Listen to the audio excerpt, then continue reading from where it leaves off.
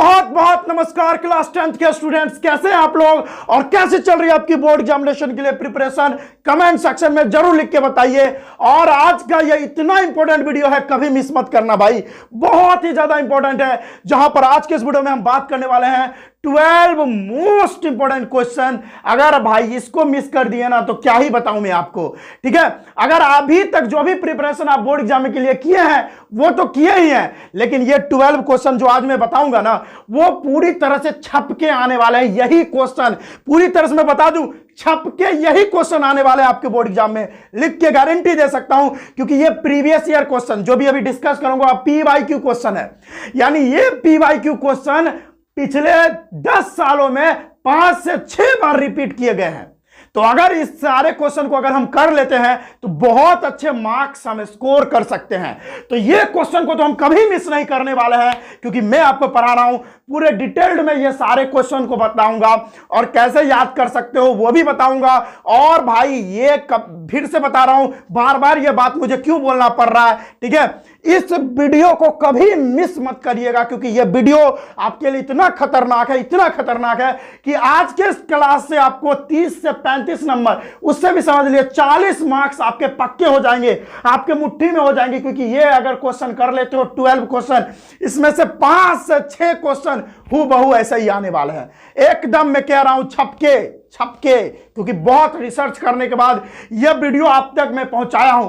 2 दिन सर्च किया, सारा कुछ, सारे PYQ उल्टा दिए और सारा एनालिसिस करने के बाद यह वीडियो आप तक पहुंच रहा है भाई। तो वीडियो को एक लाइक कर दीजिए, अगर चैनल पे नए हैं तो चैनल को सब्सक्राइब कर दीजिए, क्योंकि इस तरह का एनर्जेटिक और बहुत ही महत्वपूर्ण वीडियो हम डेली आप तक लाते रहते हैं। तो चैनल को सब्सक्राइब करना तो बनता है भाई। और देखिए आप मजा से अभी पढ़ेंगे और शुरू से लेकर अंत तक बने रहिए, क्योंकि अभी आप आए हैं ना तो भाई 40 नंबर तो पक्के कर लो ना, है ना। अभी वीडियो को स्किप बिल्कुल मत करिएगा, आगे मतलब ऐसे नहीं स्किप नहीं करना है, डायरेक्ट पूरा देखिए। और जिस जोश में भी मेरे साथ आप बने हुए वही जोश लास्ट तक रहना चाहिए। मैं देखना चाहता हूं कितने बच्चे बोर्ड एग्जाम के लिए सिंसियर हैं, मैं ये देखना चाहता हूं, ठीक है। तो आइए स्टार्ट करते हैं पहला क्वेश्चन। ये जो 12 क्वेश्चन है, बार बार यही बात मैं बोल रहा हूं कि ये 12 क्वेश्चन बहुत बहुत बहुत ही इंपॉर्टेंट है। आइए इसको करते हैं।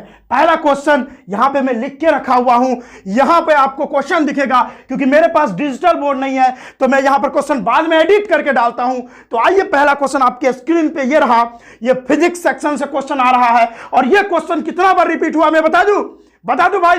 ये क्वेश्चन यहां पर दिख रहा होगा 2010 में, 2012 में, 2018 में, और इस तरह का क्वेश्चन हर साल पूछा जा रहा है। डायरेक्ट ये क्वेश्चन तो 3 बार पूछा है, लेकिन अगर बात करें तो ये क्वेश्चन लगातार 8 सालों से ये क्वेश्चन निरंतर पूछ रहा है। तो अगर ये क्वेश्चन को कर लेते हैं तो भाई देखो, मैं एक बात बता दूं, न्यूमेरिकल वैल्यू चेंज हो सकता है लेकिन क्वेश्चन का टाइप चेंज नहीं होगा, ये बात मैं बता रहा हूं।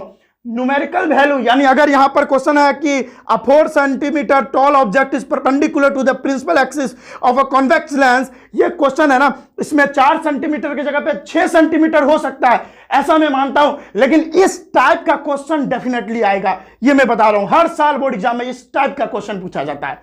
तो आइए पहला क्वेश्चन सॉल्व करते हैं। क्वेश्चन इधर आपको दिख रहा होगा, इधर मैं आपको सॉल्व करके बताता हूं।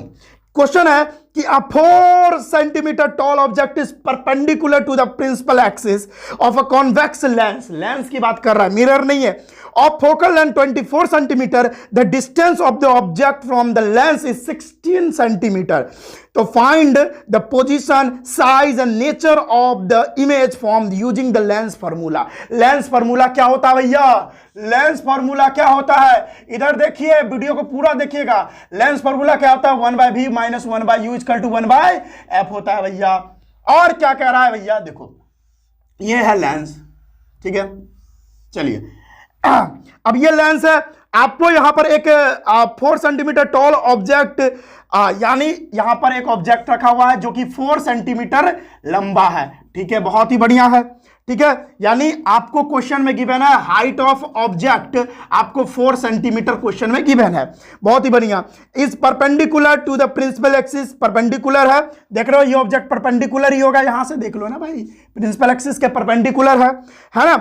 और कॉन्वेक्स लेंस है एंड फोकल लेंथ इसका एफ जो है ना भैया, एफ फोकल लेंथ दे रखा है वो 24 सेंटीमीटर है। एंड आगे क्या देखा है, the distance of the object from the lens, यहां से लेकर और यहां तक की जो दूरी है वो कितना दे रखा है, 16 सेंटीमीटर। 16 सेंटीमीटर। और आपको यहां पर में u जो दिया हुआ है, u ये 16 सेंटीमीटर है, लेकिन आपको पता होना चाहिए कि जो ऑब्जेक्ट की डिस्टेंस होती है वो हमेशा निगेटिव में रखनी पड़ती है, तो चलो निगेटिव में रख दिया, ठीक है। बस अब कैलकुलेट कर लो, क्या कह रहा है, सबसे पहले कह रहा है फाइंड द, क्या कह रहा है, फाइंड द पोजीशन, पहले पोजीशन कहां इमेज बनेगा, यानी किस पोजीशन पे बनेगा वो बता देता हूं। चलो भाई स्टार्ट करते हैं, फॉर्मूला लगाओ, 1/v minus 1/u equal to 1/f। चलिए 1/v निकालना है माइनस, ठीक है। अब 1/u कितना है भैया, u है हमारा -16, ठीक है, इक्वल टू 1/f, तो माइनस माइनस इधर प्लस हो जाता है, तो 1/v, ठीक है ठीक है ठीक है ठीक है, इक्वल टू 1/f। अच्छा f की भी वैल्यू यहां पर दी रखी है तो डाल दो 24। बहुत ही बढ़िया सर। तो अरे भाई मच्छर क्यों काट रहा है यार, तू क्यों मेरे को परेशान कर रहा है, चला जा भाई, है ना। अब इधर से 1/v इक्वल टू 1/24 इधर कर दो, और देखो इधर माइनस माइनस प्लस हो जाएगा, तो इधर आएगा तो माइनस में 1/16। एलसीएम ले लो भाई, एलसीएम ले लो, 1/v इक्वल टू एलसीएम ले लो, 24 16 का कितना आएगा, देख लो भाई, 24 16 का 48 आता है, तो कितना हो जाएगा, 24 दूनी 48 यानी 2 प्लस 16 3 48 यानी 16 3 48, तो यहां पर 3 हो जाएगा। माइनस है तो माइनस लगाना पड़ेगा, ठीक है sir. 1/v equal to minus 1/48, इसको ऊपर ले जाओ या इसको ऊपर ले जाओ, है ना, या क्रॉस मल्टीप्लाई कर लो, जो आपका मन है कर लो। तो v इक्वल टू क्या हो जाएगा, माइनस में 48 सेंटीमीटर, यानी यहां पर जो v है वो माइनस में 48 आ गया। बहुत ही बढ़िया, यानी क्वेश्चन का 1 पार्ट हमारा सॉल्व हो गया। आगे क्या कह रहा है, and the nature of the image, भाई नेचर कैसा होगा ये तो आपको पता ही होना चाहिए। बताओ अगर नेचर क्या है कि भैया इधर बन रहा है, इमेज किधर बन रहा है, माइनस साइड बन रहा है, यानी इधर बन रहा है, माइनस साइड तो इधर ही होगा, तो इधर इमेज बन रहा है, तो इधर क्या होगा बताओ भाई, वर्चुअल होगा ना, रियल तो इधर बनता है, वर्चुअल एंड इरेक्ट। नेचर क्या होगा, नेचर भैया नेचर होगा virtual and erect. Erect erect पूरा जोश में शुरू से लेकर अंत तक बने रहना है आपको, एकदम मैं बता रहा हूं। हाँ आगे बढ़ो, आगे बढ़ो, क्या कर रहा है, एंड और भी कुछ बड़ा sign the nature of the image and using the lens, और भी नेचर तो यह वर्चुअल एंड इरेक्ट होगा, और इसका मैग्निफिकेशन भी दिया है, यहां पर से आप height of object sorry height of image भी निकाल सकते हैं। तो चलो हाइट ऑफ इमेज निकालते हैं, यहां पे देखो, यहां पे निकाल लेता हूं मैं, जगह इधर है बचा हुआ। देखो भाई पहले मैग्निफिकेशन निकालना पड़ेगा। मैग्निफिकेशन का फॉर्मूला होता है लेंस के लिए v/u, माइनस नहीं लगता है, तो मैग्निफिकेशन v कितना है भैया, माइनस में 48 डिवाइडेड बाय u कितना है भैया, u देखो u माइनस में 16, तो कितना बार में कटेगा, 3 बार में, मैग्निफिकेशन 3 आया। एक और मैग्निफिकेशन का फॉर्मूला होता है height of image by height of object, तो मैग्निफिकेशन 3 है, हाइट ऑफ इमेज कितना है वही तो निकालना है, और हाइट ऑफ ऑब्जेक्ट कितना है भैया, हाइट ऑफ ऑब्जेक्ट अभी देखो क्वेश्चन में दिया था, ये देखो 4 सेंटीमीटर, तो डाल देंगे भैया यहाँ पर 4 सेंटीमीटर, तो हाइट ऑफ इमेज क्या हो जाएगा, क्रॉस मल्टीप्लाई कर दो ना भाई, तो 4 सेंटीमीटर इंटू में 3, that is height of image क्या हो जाएगा, 12 सेंटीमीटर। ये हमारा पूरी तरह से क्वेश्चन बन गया, और इस तरह का क्वेश्चन हर बार आता है। हाँ भैया हर बार आता है इस तरह का क्वेश्चन।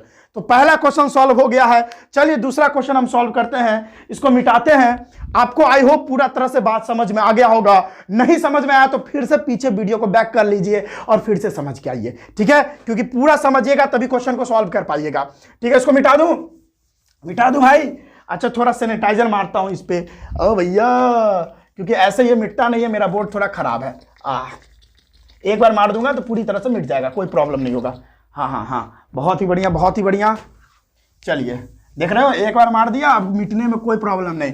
ये भी मैं केमिस्ट्री का उपयोग करके ही इसको मिटा रहा हूं, क्योंकि लाइक डिजॉल्व्स लाइक, ठीक है, like dissolves like, like dissolves like, दोनों हाइड्रोकार्बन होता है, ठीक है, दोनों को खत्म कर देता है, ठीक है। चलो आगे, अगला क्वेश्चन है भैया, फिजिक्स का ही अगला क्वेश्चन है। आपको उधर क्वेश्चन दिख रहा होगा, क्वेश्चन सेकंड नंबर क्या कह रहा है, देखो, calculate the resistivity of a material of a wire of length 1 metre, यानी एक वायर है जिसकी लेंथ 1 मीटर है, एक वायर है जिसकी लंबाई 1 मीटर है, और उसका जो रेडियस है वो 0.01 सेंटीमीटर है। तो रेजिस्टेंस दिया है 20 ओम, तो बताइए कि उस वायर का रेजिस्टिविटी क्या होगा। रेजिस्टिविटी वाले कंसेप्ट से एक क्वेश्चन रहता है, तो इसको बहुत अच्छे से करेंगे। आइए, तो रेजिस्टिविटी के लिए फार्मूला क्या होता है, R equal to rho L by area.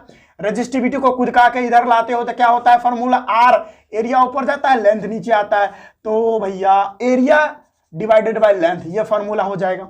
लेकिन हमको तो भाई यहां पर क्या क्या दे रखा है वो गिवन, वो पहले देख लेते हैं ना। हमको भाई रेजिस्टेंस दे रखा है 20 ओम, बहुत ही बढ़िया सर।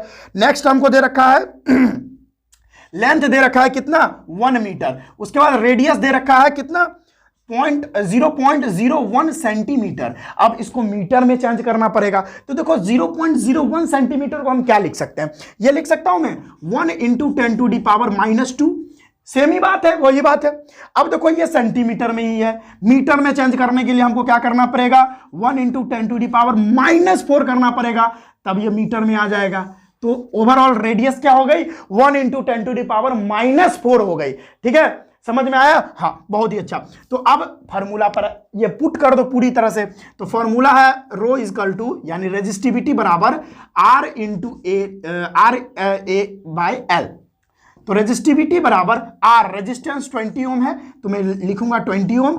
एरिया कितना है वही तो निकालना है। अच्छा, एरिया निकालने के लिए एक फॉर्मूला आप यूज कर लो, एरिया ऑफ सर्किल, क्योंकि जो वायर होती है वो गोल गोल होता है ना, तो πr² वाला फॉर्मूला लग जाएगा। तो एरिया बराबर पाई की वैल्यू 22/7 एंड इनटू में R अभी मैं निकाल चुका हूं 1 × 10⁻⁻4 मीटर का होल स्क्वायर। तो ये कटेगा तो 3.14 आ जाएगा, जो कि आप लोग मैथ पढ़ते होंगे तो आपको पता होगा। 3.14 इंटू में 1 का स्क्वायर 1 ही, नहीं भी लिखो तो कोई प्रॉब्लम नहीं भैया, इंटू में 4 × 2 = 8, 10⁸ मीटर स्क्वायर। एरिया हमारा ये आ गया, एरिया जो भी आया यहां पर पुट कर दीजिए, 3.14 इंटू में 10⁻⁻8 मीटर का स्क्वायर एंड डिवाइडेड बाय, और लेंथ कितना है भैया, इसका लेंथ अभी दिया हुआ था 1 मीटर। 1 मीटर दो भैया, मीटर से मीटर काट दो, ठीक है, और ये दोनों को मल्टीप्लाई कर लो आप, ठीक है। तो रेजिस्टिविटी बराबर, मैं इसको मल्टीप्लाई कर लेता हूं, आप कर लेना, वैसे हम समय बचाने के लिए कर रहे हैं। चलिए मिल गया। चलिए अब 20 इंटू 3.14 वैल्यू आ रही है 62.8 इंटू 10⁻⁻8 मीटर। अच्छा, ओम मीटर इसकी ऐसा यूनिट होती है, ये पता होना चाहिए। रेजिस्टिविटी की ऐसा यूनिट ओम मीटर होती है ना। अब ये भी नहीं सही है, अब मैं क्या करूंगा, इस पॉइंट को यहां प्लेस करूंगा, तो क्या हो जाएगा, रेजिस्टिविटी की वैल्यू 6.28 इंटू में, अब देखो एक वैल्यू इधर ले गया तो एक माइनस कर दो इधर, तो 10⁻⁻7 ओम मीटर, ये हो जाएगी रेजिस्टिविटी। इस तरह का क्वेश्चन आता है भाई, और ये क्वेश्चन भाई कितना बार पूछ चुका है, वहां पर आपको दिख ही रहा होगा, फिर भी मैं बता दूं एक बार, ये क्वेश्चन कितना बार पूछा है भैया, दिख जा। ये क्वेश्चन आपको 2013, 2014 और 2017 में पूछा है, डायरेक्ट ये पूछा है, और न्यूमेरिकल वैल्यू बदल बदल के कर हर साल आता है। न्यूमेरिकल वैल्यू बदल बदल के हर साल इस तरह का क्वेश्चन आता है ना। तो इस तरह का क्वेश्चन आपको करना ही करना चाहिए, और बढ़िया से नोट कर लीजिए जल्दी से, आपको समय भी मिल रहा है। अब मैं, चलिए नोट कर लिए, ये आ गया सैनिटाइजर, अब इसको मारूंगा फच फच फच। चलिए अब मारूंगा इस पर खच खच खच, चलिए खच खच खच खच खचा के, चलिए भाई एकदम मस्ती में पढ़ना है, खच खचा के। चलिए अब इसको मिटाऊंगा मैं एकदम।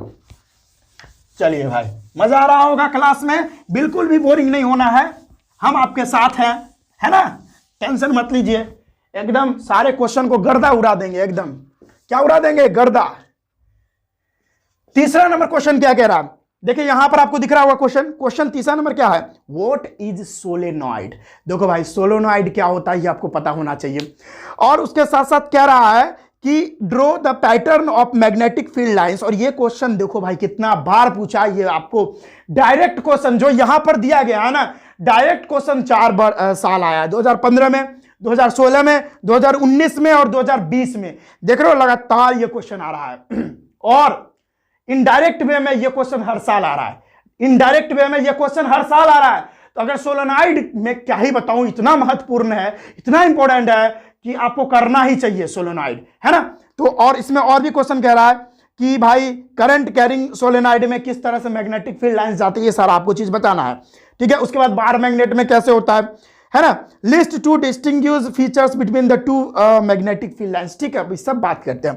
क्वेश्चन तो आपको दिख गया होगा, आइए सॉल्व करते हैं। सोलेनॉइड क्या होता है आपको दिख रहा होगा, यहां पर सोलेनॉइड का डेफिनेशन दिख रहा होगा कि solenoid is a coil of insulated और इनामिलेटेड वाउंड और rod shaped from made of solid iron, या डायरेक्ट आप समझ लो, अगर हम कॉइल को, सुनो भाई, अगर हम कॉइल को यानी वायर को इस तरह से कॉइल कर दे, ठीक है, और उसके बाद, ठीक है, उसके बाद उसमें करंट पास करवा दे, तो उसके चारों ओर भाई magnetic field lines bar magnet की तरह बन जाता है, प्रोड्यूस हो जाता है, वही तो सोलेनॉइड होता है ना। समझ में आ गया। और भाई सुनो, इसमें और भी क्वेश्चन कह रहा हूं, वैसे सोलेनॉइड का डेफिनेशन वहां पर लिखा, मतलब चला गया होगा, आप देख सकते हैं। और भी क्वेश्चन इसमें कह रहा है कि ए नंबर में क्वेश्चन कह रहा है, अ करंट कैरिंग सोलेनॉइड, एक सोलेनॉइड में अगर करंट डालें तो उसका मैग्नेटिक फील्ड लाइंस किस तरह से बनेगा वो ड्रॉ करना है। भाई सिंपल सी बात है, आप किधर से भी नॉर्थ साउथ मान सकते हो, यहां पर कोई वैसी मान लो इसको नॉर्थ इसको साउथ, तो इधर से मैग्नेटिक फील्ड लाइंस आएगी, ये देखो इधर से आएगी, इधर को जाएगी, ठीक है, फिर इधर से ओरिजिनेट होगी, इधर को जाएगी, है ना। यहां पर दिखा दो, ये देखो ये डायरेक्शन है इसकी, है ना, ये इधर से डायरेक्शन है इसकी, है ना, और अंदर में इधर से इधर डायरेक्शन है, ठीक है। ये हो गया, समझ में आया। आउटसाइड द मैग्नेट डायरेक्शन क्या होती है मैग्नेटिक फील्ड लाइंस की, नॉर्थ से साउथ, और इनसाइड साउथ से नॉर्थ, ये बात याद होना चाहिए, बहुत ही बढ़िया। उसके बाद एक और क्वेश्चन पूछ रहा है कि बार मैग्नेट में किस तरह से मैग्नेटिक फील्ड लाइंस होती है। देखो भैया ये तो बहुत ही इजी सवाल है। ये रहा बार मैग्नेट, थोड़ा मैं छोटा बना देता हूं ताकि बढ़िया से हो जाए। ये रहा बार मैग्नेट, देखिए ये रहा बार मैग्नेट, ये रहा, मान लो इसको नॉर्थ इसको साउथ, मैं नॉर्थ इधर बार बार इसलिए मान रहा हूं क्योंकि मेरे इस साइड नॉर्थ है और इस साइड साउथ है, उस साइड ईस्ट है और इस साइड उस साइड क्या है, वेस्ट है। चलिए उस साइड है नंगा पंगा भिखमंगा पाकिस्तान। चलिए अब देखिए, इधर से नॉर्थ से ओरिजिनेट होता है मैग्नेटिक फील्ड लाइंस, और कुछ इस तरह से अंदर से इस तरह से जाता है, और ये इस तरह से देखिए, चलिए ये देखो इधर से ओरिजिनेट हुआ, ये इस तरह से दिखा दो, जा रहा है, ये जा रहा है, और इनसाइड में अंदर इस तरह से, बस इस तरह से दिखाना, कोई बड़ी बात नहीं है। लेकिन मोस्ट इंपॉर्टेंट बात यह है ना कि इसमें क्या रहा है कि list two distinguish features between the two fields, यानी इसके मैग्नेटिक फील्ड लाइंस में और इसके मैग्नेटिक फील्ड लाइंस में अंतर क्या है। तो भाई अंतर में बता देता हूं, पहला ए नंबर अंतर देखो, मैग्नेटिक फील्ड लाइंस MFL लिख देता हूं, magnetic field lines can be changed in solenoid. ऐसे नहीं लिखूंगा मैं बढ़िया से लिख देता हूं, ठीक है। किधर लिख दूं, इधर जगह होगा तो देख लेना आप। ए नंबर में लिख देता हूं, दो फीचर लिखना है ना, तो पहला फीचर में लिख देता हूं, direction of magnetic field lines in solenoid can be change, ठीक है।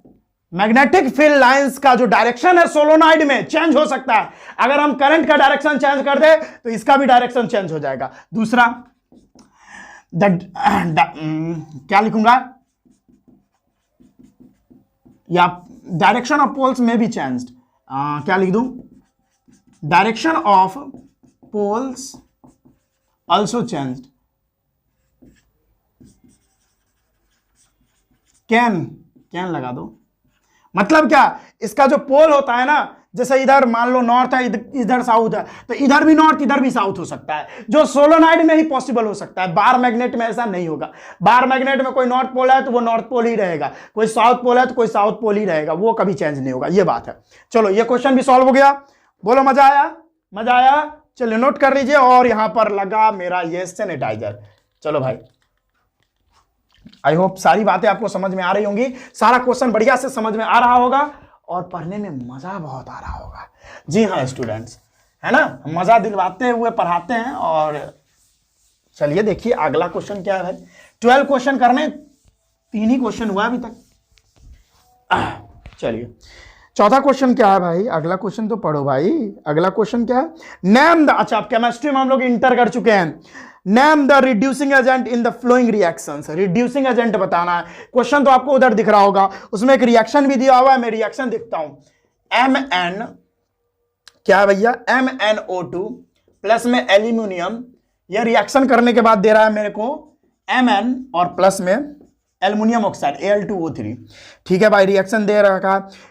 तो इसमें पूछ रहा है कि नेम द रिड्यूसिंग एजेंट। भाई बताओ रिड्यूसिंग एजेंट क्या होगा, आपको पता होना चाहिए। रिड्यूसिंग एजेंट कौन क्या होता है, जो रिड्यूस करवाता है, जो रिड्यूस करवाता है वही रिड्यूसिंग एजेंट होता है। तो बताओ कौन रिड्यूस करवा रहा है। रिडक्शन किसको कहते हैं, किसी भी सब्सटेंस से हाइड्रोजन को जोड़ देना या किसी भी सब्सटेंस से ऑक्सीजन को निकाल देना ही रिडक्शन कहलाता है। तो देखो ना भाई, यहां पर क्या हुआ है, ये जो है ना, ये ऑक्सीजन, अभी देखो मैग्नी, यहां पर देखो MnO2 है ना, अब यहां पर देखो Mn के पास ऑक्सीजन नहीं है, यानी ये सब्सटेंस का क्या हो गया, ये सब्सटेंस का रिडक्शन हो गया है। और करवाया कौन है भाई, और तो कोई आपको नजर आ रहा है नहीं, करवाएगा कौन, ये एल्युमिनियम ही तो करवाएगा। तो यहां पे मैं लिखूंगा एल्युमिनियम क्या है भैया, एल्युमिनियम है हमारा रिड्यूसिंग एजेंट, और बहुत ही अच्छा रिड्यूसिंग एजेंट होता है।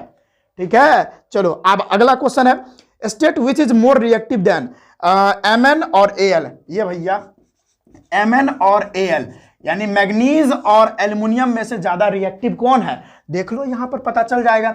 ये देखो एल्युमिनियम जो है ना, ये देखो एक लात मारा इसको, मैग्नीज को बाहर कर दिया और ऑक्सीजन के साथ ये कंबाइन करके एल्युमिनियम ऑक्साइड बना दिया, और डिस्प्लेसमेंट रिएक्शन भी आपको दिख रहा है। तो आपको पता होना चाहिए जो किसी को डिस्प्लेस करता है वो ज्यादा रिएक्टिव होता है। तो यहां पर एल्युमिनियम मोर रिएक्टिव है मैग्नीज से। ठीक है, तो कौन जीत गया, एल्युमिनियम जीत गया, ये मोर रिएक्टिव है। बोलो खोपड़ी में समझ में आ गया, खोपड़ी में गया। हाँ चलिए, ये क्वेश्चन भाई 2016 2015 और इस तरह का क्वेश्चन 2-3 बार आया हुआ है, ज्यादा बार नहीं आया लेकिन 2-3 बार ये क्वेश्चन आया। तो ये क्वेश्चन भी आपको पढ़ के जाना चाहिए, मोस्ट इंपॉर्टेंट। मेरा आवाज दब गया क्योंकि मैं इतना जोर से बोला कि भाई मेरा आवाज दब गया, लेकिन कोई बात नहीं है, इसको मैं मिटाता हूं, नेक्स्ट क्वेश्चन के ऊपर चलता हूं। ठीक है, चलो भाई आगे बढ़ता हूं। मेरा बोर्ड खराब हो गया जिसकी वजह से मुझे ये सैनिटाइजर मारना पड़ता है ताकि मिट जाता है तुरंत। ठीक है, कोई परेशानी नहीं होती तब मेरे को, नहीं तो मेरे को बहुत टाइम लगता है। ठीक है, अगला क्वेश्चन है भाई, चलिए ये भी अच्छा क्वेश्चन है। क्वेश्चन को बहुत ही बारीकी से ध्यान से देखेंगे तभी क्वेश्चन सॉल्व होगा। 5वां क्वेश्चन है, identify the acid and the base whose combinations form a common salt that you use in our food, write its chemical formula and chemical name of the salt.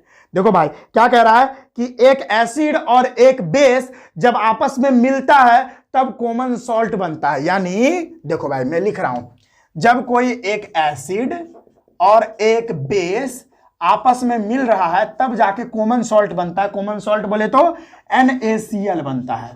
ठीक है, तो बताइए वो acid और base कौन होगा, यही ना पूछ रहा है। तो भाई एसिड बेस कौन होगा, डेफिनेटली है यहां पर क्या होगा, HCl होगा, और यहां पर बेस NaOH होगा। ये दोनों भैया रिएक्शन करते हैं, इस पर पॉजिटिव, इस पर निगेटिव, इस पर पॉजिटिव, इस पर निगेटिव। तो पॉजिटिव वाला निगेटिव के साथ, निगेटिव वाला पॉजिटिव के साथ, ये पॉजिटिव है तो ये इसके साथ मिलेगा तो बना देगा NaCl, और ये OH और H ये दोनों आपस में मिल जाएंगे तो बना देगा वाटर, भी यहां पर बनता है। यही तो है कॉमन सॉल्ट, यही तो है भैया कॉमन सॉल्ट, यही तो है कॉमन सॉल्ट। बहुत ही बढ़िया, ये तो बात समझ में आ गई। आगे पढ़ो, क्वेश्चन क्या कह रहा है, आगे आगे आगे आगे। इसका केमिकल रिएक्शन भी देना था, मैं दे दिया, केमिकल रिएक्शन भी दे दिया, चलो कोई प्रॉब्लम नहीं। ठीक है, और कौन बताना था कौन सा एसिड है, तो ये भी बात मैं बता देता हूं भाई। एसिड क्या था यहां पर, एसिड भैया यहां पर था HCl, और बेस कौन था भाई, बेस था हमारा NaOH सोडियम हाइड्रोक्साइड, दे दिया मैं। चलो, और बी नंबर में क्वेश्चन पूछ रहा है व्हाट इज रॉक साल्ट। भाई रॉक साल्ट क्या होता है, सॉलिड फॉर्म में इम्प्योर NaCl प्रेजेंट होता है, उसका कलर येलो होता है, वही रॉक साल्ट होता है। ठीक है, फिर से बता दूं, सॉलिड फॉर्म में अगर NaCl प्रेजेंट है, और वो डेफिनेटली है कि सॉलिड फॉर्म में रहेगा तो कुछ इंप्यूरिटीज रहेगी उसमें, तो इंप्यूरिटीज ऐसे बोल सकते हैं, impure solid NaCl present whose colour is yellow is known as rock salt. उसका येलो कलर होता है वही रॉक सॉल्ट होता है, ठीक है। उसमें इंप्योरिटीज होती है इसकी, इसीलिए उसका रंग जो है येलो होता है, ठीक है। चलो बहुत ही बढ़िया। अब देखो mention its colour and the reason why it is, मतलब उसका कलर भाई येलो क्यों होता है, इंप्योरिटीज होती है इसीलिए उसका कलर येलो होता है। और उसका मेंशन भी बताना, यानी करना, मेंशन भी करना था कि उसका कलर कैसा होता है, बता दिया येलो कलर का होता है। और उसका रीजन क्या है, इंप्योरिटीज है जिसकी वजह से। अच्छा ठीक है, इस सी में क्या कह रहा है कि what happens when electricity is pass through brine. अरे भैया ये तो बहुत इजी है, इलेक्ट्रिसिटी अगर ब्राइन में पास होगा, ब्राइन सॉल्यूशन क्या होता है, देखो भाई एक लोटा ले लो और लोटा में पानी डाल दो और पानी में नमक डाल दो, उसको घोल दो, तो वो जो सॉल्यूशन तैयार होगा वही ब्राइन सॉल्यूशन है। यानी NaCl में वाटर का जो सॉल्यूशन होता है उसको ब्राइन सॉल्यूशन बोलते हैं। और इस ब्राइन सॉल्यूशन में अगर इलेक्ट्रिसिटी पास करवाते हैं तो हमें को बनता है, मेरे को बना के देता है NaOH और क्लोरीन गैस और भैया हाइड्रोजन गैस, ठीक है। और क्लोरीन के बनने के कारण इस प्रोसेस को क्लोर बोलते हैं। और ये एक एल्केली है, ये एक बेस है और ये वाटर सोल्यूबल बेस है, तो ये एल्केली है। और एक एल्केली बनने के कारण इस प्रोसेस को क्लोर एल्केली प्रोसेस भी बोला जाता है, थोड़ा एक्स्ट्रा भी बता दिया। This is also known as chlor alkali process, ठीक है, बहुत ही बढ़िया, ठीक है। चलिए स्टूडेंट्स अब हम इसको मिटाते हैं। अरे भैया मिट जा, अब इसको मिटा के आगे बढ़ता हूं मैं, ठीक है।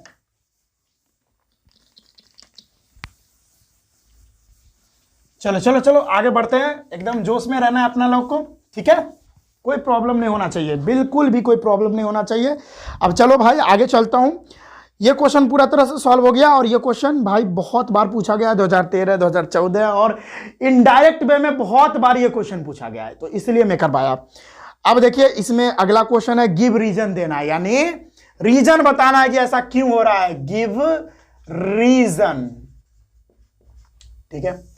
अब देखो, अब एक बात मैं बता दूं, वैसे तो यहां पर मैं सारा कुछ बता ही रहा हूं, अगर कुछ कुछ ऐसा क्वेश्चन है जिसका आंसर मतलब मैं नहीं दिया हूं तो उसके लिए मैं नोट्स प्रोवाइड करवा दूंगा, यानी इसका जो है पूरा PDF फॉर्म में एक तरह से ये सारे क्वेश्चन का आंसर मतलब प्रोवाइड करवा दूंगा। डिस्क्रिप्शन में लिंक मिलेगा, वहां पर जाइएगा, वो आपको आंसर वहां से मिल जाएगा, ठीक है। एकदम प्रॉपर सिस्टमैटिक ढंग से आपको नोट्स मिलेगा और उसमें सारा आंसर आपको दिया रहेगा क्वेश्चन वाइज, ठीक है। तो अगर आप पूरी तरह से आपको चाहिए, एकदम पूरा आंसर चाहिए, तो आपको वहां पर लिंक मिलेगा डिस्क्रिप्शन में, वहां पर जाइए और पूरा क्वेश्चन वहां से चेक करके याद कर सकते हो, ठीक है। ये बात मैं बता दिया, डिस्क्रिप्शन में लिंक मिलेगा। आइए अगला क्वेश्चन, गिव रीजन, रीजन देना है कि ऐसा क्यों हो रहा है। तो क्वेश्चन है platinum, gold and silver are used for making jewellery. क्यों प्लेटिनम, उसके बाद गोल्ड, सिल्वर, ये सभी का यूज जो है ज्वेलरी बनाने में क्यों किया जाता है, मतलब जेवर वगैरह बनाने में क्यों किया जाता है। सिंपल सी बात है, लोहा का उपयोग थोड़ी करेंगे जेवर बनाने के लिए, क्योंकि वही चीज का उपयोग करेंगे ना जो ज्यादा चमकता है, जो ज्यादा अट्रैक्टिव होता है, जो ज्यादा शाइनी होता है, लस्टर होता है ना। लोहा तो चमकता नहीं है, तो जो चमकता है, अच्छा अट्रैक्टिव लगता है, उसी को ज्वेलरी के लिए उपयोग में लाएंगे। तो डेफिनेटली हमारा प्लेटिनम, गोल्ड, सिल्वर, ये सारा के पास जो है ना लस्टरस वाला गुण काफी ज्यादा होता है और सारे मेटल्स के मुकाबले, इसीलिए इसका उपयोग इसके लिए करते हैं, ठीक है। और इसका जो आंसर है ना, प्रॉपर आंसर आपको नोट्स में आपको प्रोवाइड करवा दूंगा, डिस्क्रिप्शन में मिल जाएगा आपको, ठीक है। बहुत ही बढ़िया, आगे बढ़ो, आगे बढ़ते हैं। अगला क्वेश्चन पूछ रहा है कि sodium, potassium and lithium are stored under the kerosene oil, यानी सोडियम हो गया, पोटेशियम हो गया, लिथियम हो गया, ये सभी जो है केरोसिन ऑयल के अंदर क्यों स्टोर करके रखे जाते हैं। सिंपल सी बात है, सोडियम हो गया, पोटेशियम हो गया, ये सारा बहुत ही ज्यादा रिएक्टिव एलिमेंट होता है, और जो ज्यादा रिएक्टिव एलिमेंट होता है वो तुरंत एयर में प्रेजेंट ऑक्सीजन से तुरंत रिएक्ट कर जाता है, और तुरंत रिएक्ट कर जाएगा तो आग लग जाएगा भाई, और आग लग जाएगा तो प्रॉब्लम है, कहीं भी आग लग सकती है क्योंकि ये ज्यादा रिएक्टिव है। डेफिनेटली सही बता रहा हूं, अगर सोडियम को डायरेक्टली हम ओपन एयर में रख देंगे तो आग लग जाएगा, ठीक है। इसीलिए ज्यादा रिएक्टिव होने के कारण हम लोग उसको केरोसिन ऑयल के अंडर रखते हैं ताकि वो एयर से कांटेक्ट में ना आए और रिएक्ट ना कर पाए, ठीक है। Okay, very good. Next question देखते हैं। Aluminium is highly reactive metal but still used for making cooking utensils. यहां पर आपको सारा क्वेश्चन दिख रहा होगा, आप देख सकते हैं। तो देखो भाई एल्युमिनियम जो है हाईली रिएक्टिव है, लेकिन फिर भी इसका उपयोग बर्तन में क्यों किया जाता है, यानी बर्तन बनाने में इसका उपयोग क्यों किया जाता है? क्योंकि अगर बर्तन में रखेंगे तो ज्यादा रिएक्टिव है, तो वो रिएक्शन करके तो कुछ और मतलब टॉक्सिक मटेरियल बना देगा, जिसको खाएंगे तो हम बीमार पड़ सकते हैं, है ना, जहरीला चीज हमको बना सकता है। तो ऐसा क्यों? क्योंकि ये सिंपल सी बात है भाई। देखो हम जानते हैं, मैं जानता हूं कि ये एल्युमिनियम का ये बर्तन है, मान लेते हैं अगर ये एल्युमिनियम का बर्तन है, आई नो दैट कि ये ज्यादा रिएक्टिव है ना, ये ज्यादा रिएक्टिव है, लेकिन भाई ये क्या करता है कि हमारा एयर, चारों तरफ एयर है, चारों तरफ क्या है, एयर है, चारों तरफ एयर है। अब एयर में है ऑक्सीजन प्रेजेंट, ऑक्सीजन से ये रिएक्ट करवा के ये ऊपर में और चारों तरफ जो है ना ऑक्साइड का लेयर बना देता है, एल्युमिनियम ऑक्साइड का लेयर बना देता है। और एल्युमिनियम ऑक्साइड बहुत ही ज्यादा इनर्ट होता है, वो रिएक्शन नहीं करता फिर किसी से, बहुत ही ज्यादा न्यूट्रल कंपाउंड होता है एल्युमिनियम ऑक्साइड, और जिसके वजह से हम इसका उपयोग करते हैं। समझ में आया कि हाँ, आई नो दैट कि एल्युमिनियम ज्यादा रिएक्टिव है और एल्युमिनियम का उपयोग नहीं करना चाहिए था, लेकिन एल्युमिनियम ऑक्सीजन के साथ रिएक्शन करके एल्युमिनियम ऑक्साइड बना देता है, और जो बहुत ज्यादा इनर्ट होता है, और जिसके लिए हम इसका उपयोग कर लेते हैं। Simple, very simple. Okay, next question. Next question है, हाँ ये हो गया 2013 और 2014 में ये सारा क्वेश्चन पूछा गया। ठीक है, ये क्वेश्चन हो गया भैया पूरा कंप्लीट। अच्छा, एक और क्वेश्चन है इसमें, carbonate and sulphide ore are usually converted into oxide during the process of excretion. देखो ऑक्साइड और सल्फेट दोनों और जो होता है, दोनों का जो और होता है, पहले हम ऑक्साइड में कन्वर्ट क्यों कर लेते हैं? देखो ऑक्साइड में कन्वर्ट इसीलिए कर लेते हैं क्योंकि ऑक्साइड में कन्वर्ट होने से क्या होता है, उसका रिडक्शन करवाना, यानी ऑक्सीजन को बाहर निकलना उस सब्सटेंस से काफी इजी होता है।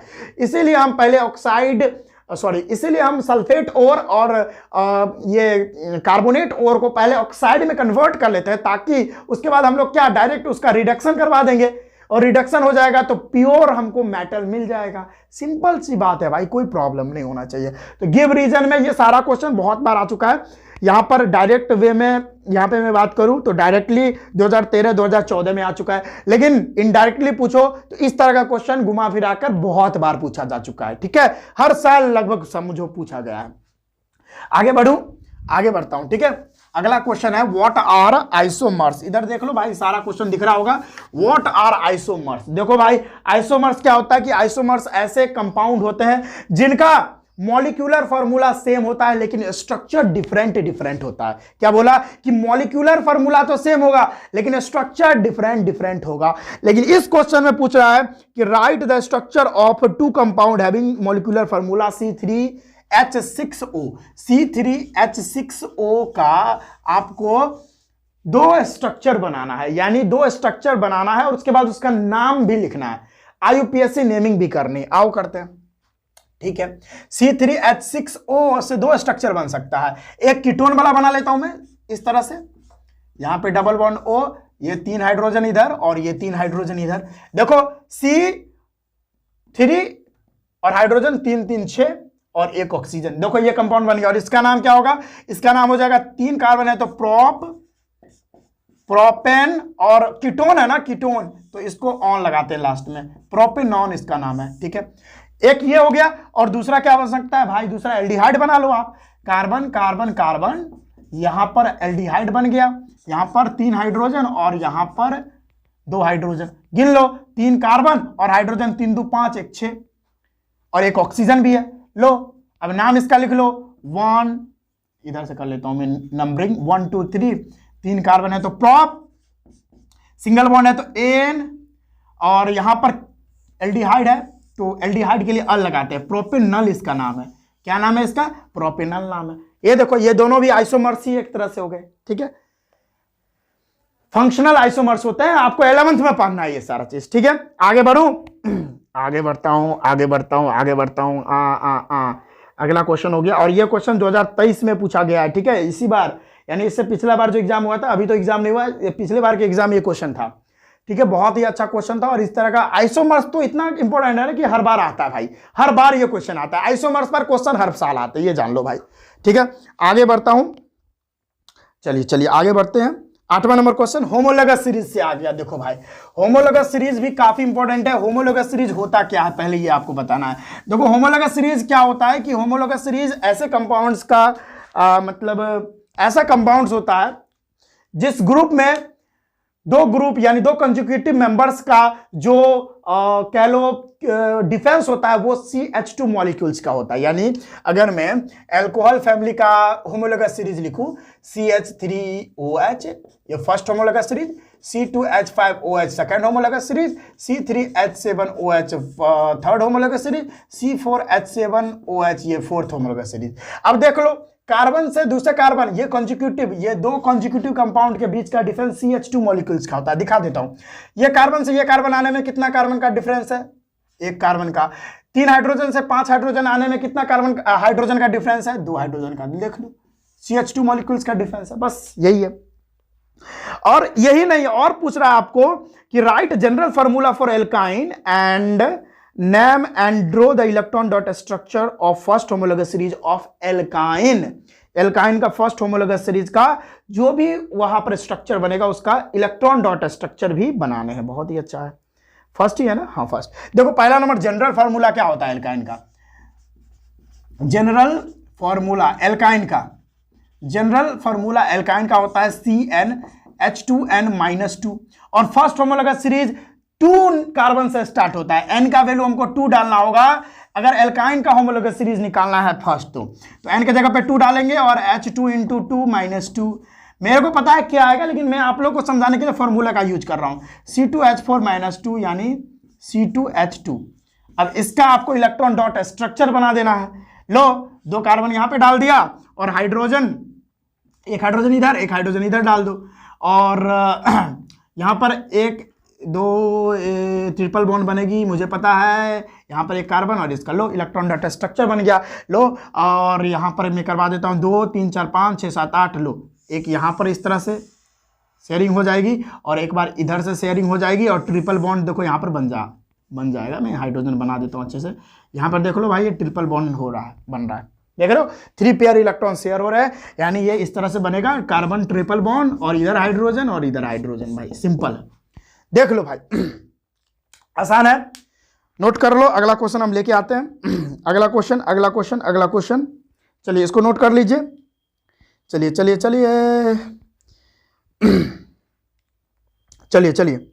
मिटा दें। हाँ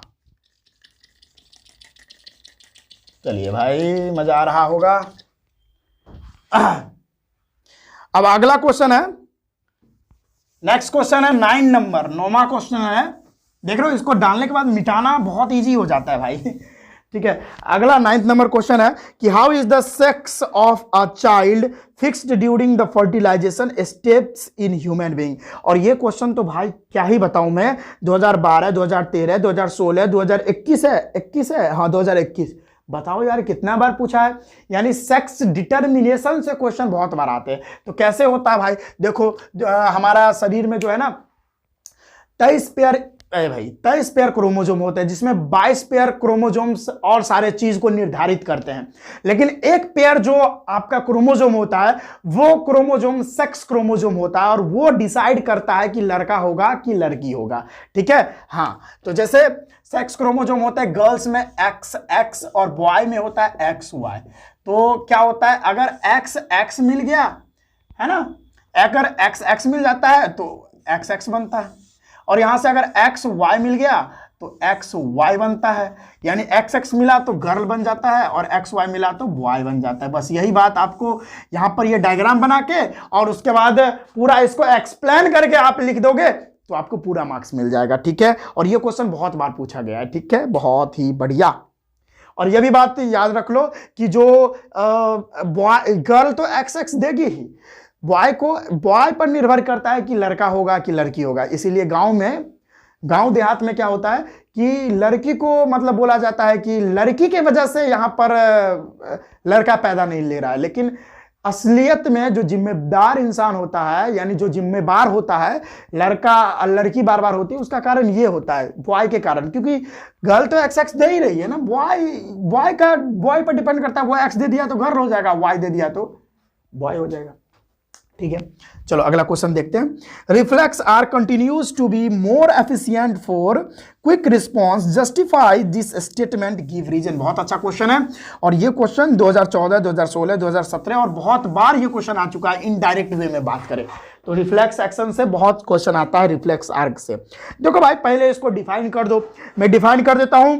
reflex action is a automatic and spontaneous response to a stimulus. ठीक है, अब ये अगर पूरा यहां पर लिख रहा होगा या आंसर लिख रहा होगा, कोई टेंशन नहीं है। अगर आप ये लिख देते हो तो आपको पूरा में पूरा मार्क्स मिल जाएगा। यानी देखो क्या होता है ना कि मेरे को पता नहीं कि यहां पर आग है, आग जल रहा है या कोई चीज गर्म है, मैं डायरेक्ट उसको मतलब छू लूंगा तो मेरा जो ब्रेन है ना वो तुरंत सिग्नल भेजेगा कि नहीं हटो उससे, उस चीज से दूर हटो।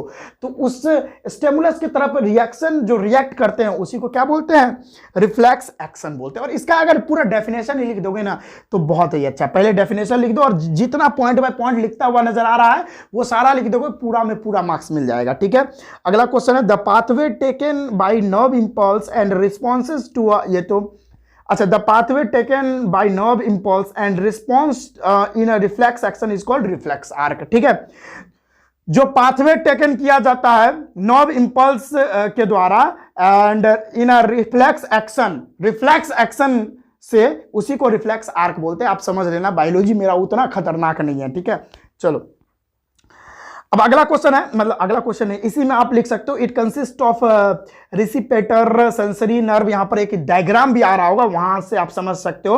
रिसिपेटर, sensory nerve, spinal cord, motor nerve and और एफिसीटर, ये सारा जो है यहां पर इन्वॉल्व होता है।